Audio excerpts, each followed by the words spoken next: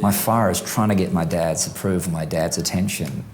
In 1992, this young country singer from Queensland with truly extraordinary hair hopped on a plane to Nashville, and it has been the adventure of a lifetime. He now sells out stadiums all around the world. He's been watched by millions.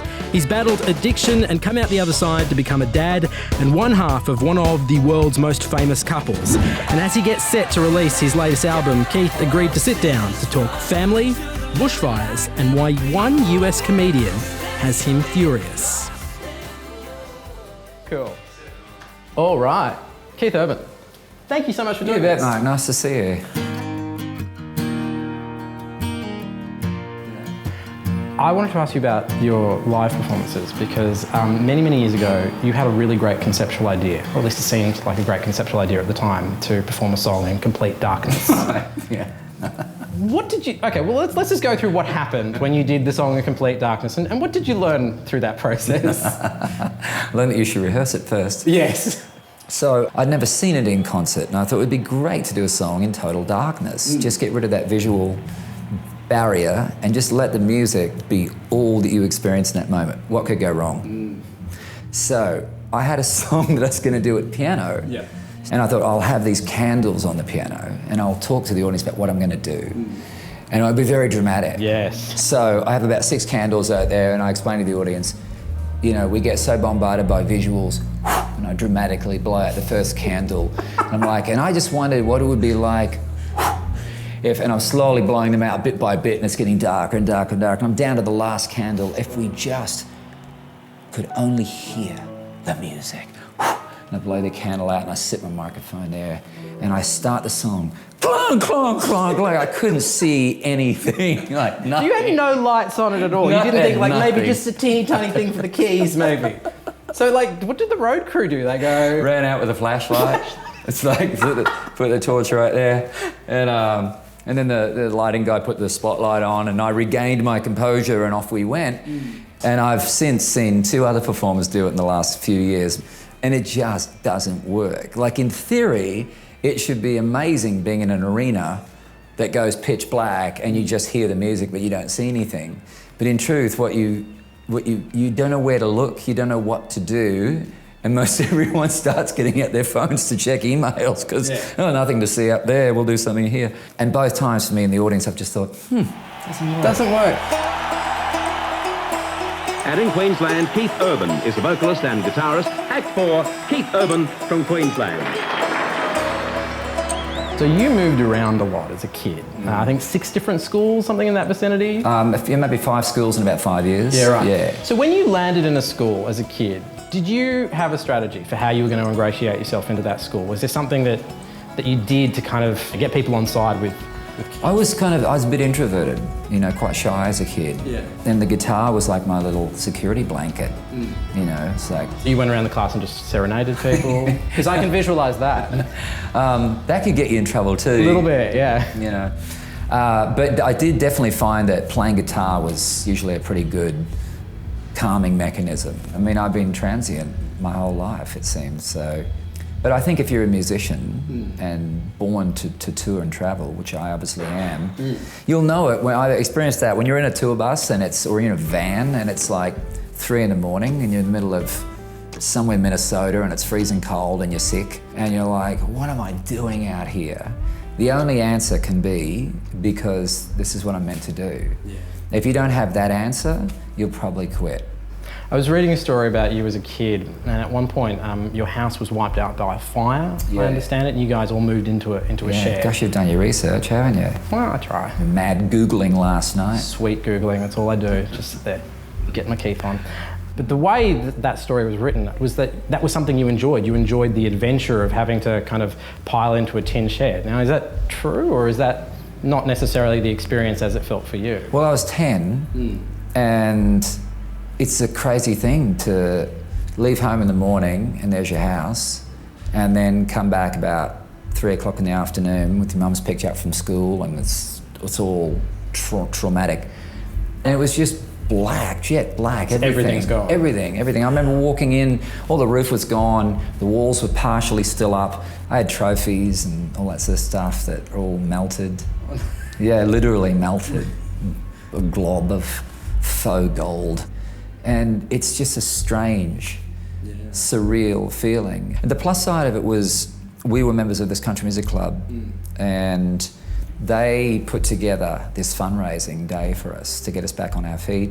And I saw that community sort of philanthropic heart in action, and it's had that definitely had a big impact on me of helping other people. It's everything. You got to have it.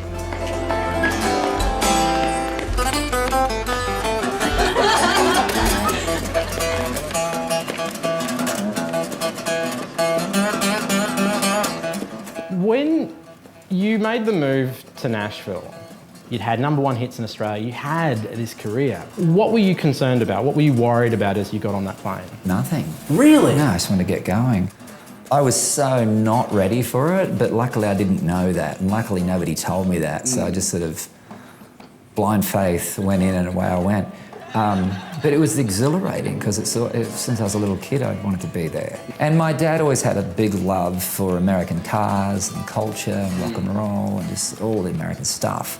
So that all rubs off on you when you're a kid. I mean, you're just trying to get your dad's attention, right? And so that was the goal, was to get to the States. Feels so good just watching the world going by. What do you think it meant to him to see you fulfill this idea and be absorbed into this culture that it meant so much to him? Oh, I mean, I feel like I spent my whole life trying to have him be proud of me. I think he was proud of me years before I kept going at it. But I think it's my fire. My fire is trying to get my dad's approval, my dad's attention. And I got it years ago, but it doesn't matter. You just keep burning that. That's what burns in me. So you didn't know it because you didn't talk in that kind of way? No, not really. He's not quite from that generation of saying those things, you know? I've read you say the one thing you would have liked in your family growing up was a bit more intimacy. Sure. Do you think about how you want to parent differently? I think that's everybody. I mean, you must have it with your kids too. I just want them to be quiet most of the time. Well, last night you did. But I mean, I think there's things we all take away from the way we were raised that we think that part was good, and all these parts, they didn't work at all. And our kids will have the same thing. There'll be parts of our parenting that work for them and others that don't, and that's the ongoing cycle. But then they'll get famous and talk about it in an interview in 20 years' time. You have to deal with that shit. But I feel grateful that for them that they have parents that really love each other.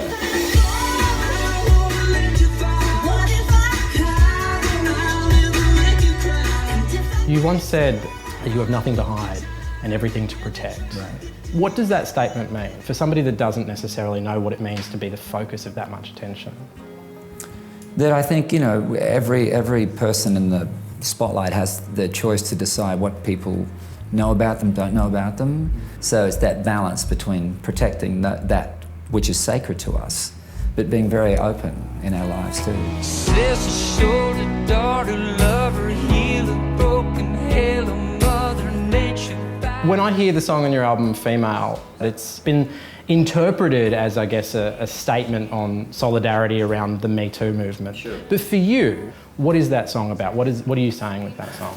So 3 people wrote that song, one of which was a girl, and I knew nothing about what inspired them to write the song. I just heard the song and loved it. And it wasn't until after the fact that one of the writers was asked in an interview about the writing of the song, and that writer said, "It's about Harvey Weinstein." And you're like, okay. And I read this and I'm like, wish somebody told me. It's not what I heard when I heard this song. Yeah.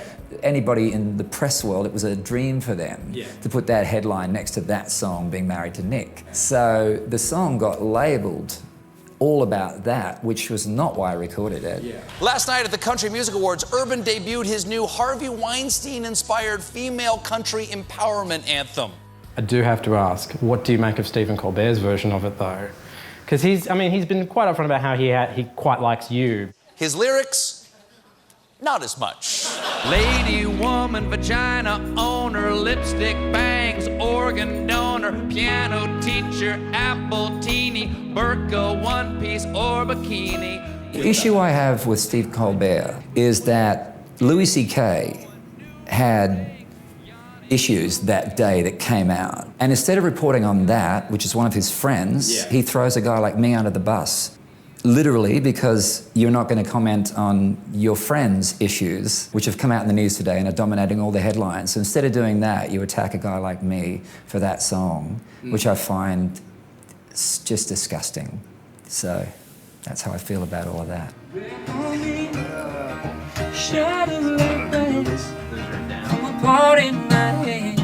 Just lastly, before I leave you, what's the longest you've ever gone without playing a guitar? When I went into rehab, which was 3 months. Do you think rehab would have been easier if you had the guitar? Right, but the first time I had this imaginary band when I was about maybe 9. We had this really cheap house with this detached garage. I thought the side of the garage on the outside was perfect for spray painting my imaginary band's name on. So I said to my dad, can I spray paint my band name on the side of the garage? He's like, no, absolutely not. Yeah, I'm with Dad on this one, I'll be honest with you. Right, me too. As soon as he went for work, I sprayed it on the side, as you do. I don't know what I was thinking, because after the fact, I was like, oh, that looks fantastic. Oh, shit, what have I done? You know, and of course, Dad comes home, it's all hell's breaks loose. And my mum goes, your dad and I have decided that we're going to take your guitar away from you for 4 weeks. And I was inside thinking, that's it? And on the outside, I'm like, oh no, please, not the guitar. And I'm just like, I cannot believe that's it, you know? So they take the guitar away, and a week goes by, and I'm like, oh, I wouldn't mind playing my guitar. It turned out to be the worst, best punishment. And I ended up actually getting on one of the council buses and going into a music store in the city, and just so I could play a guitar. Just so you get a hit. Because I'm like... So it was great, and when I finally got my guitar back, I never let it go, and I never spray painted it again on the side of a building ever again. Keith, you are an absolute pleasure to talk to. So nice to talk to you I really too, mate. enjoyed this. Yeah, likewise.